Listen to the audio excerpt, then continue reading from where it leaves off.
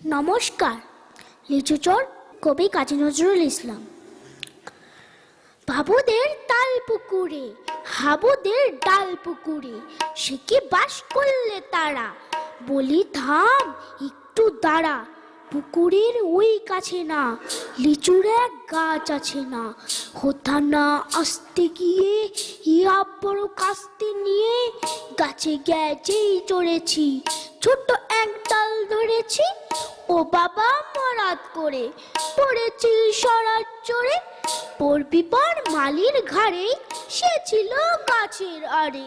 বেটা ভাই বড় নচ্ছার, ধুমাধুম গোটা দুচ্চার। দিলে খুব কিল ও ঘুষি, একদম জোরসে ঠুসি। আমিও বাগিয়ে থাপড়, দি হাওয়া চাপিয়ে কাপড়। লাফিয়ে ডিঙুনো দেয়াল, দেখি এক ভিটে শেয়াল। আরে ধাত শেয়াল কোথা, ভেলোটা দাঁড়িয়ে হোতা। দেখেছেই আটকে ওঠা, কুকুরও জুললে ছোটা। আমি কই কম্ম কাবার, কুকুরেই করবে সাবার। বাবা গো মা গো বলে পাঁচিলের ফুকল গলে ঢুকি গে বসদের ঘরে, যেন প্রাণ আসলো ধরে। যাবো ফের কানমুলি ভাই, চুরিতে আর যদি যাই, তবে মোর নামই মিছা, কুকুরের চামড়া খিচা।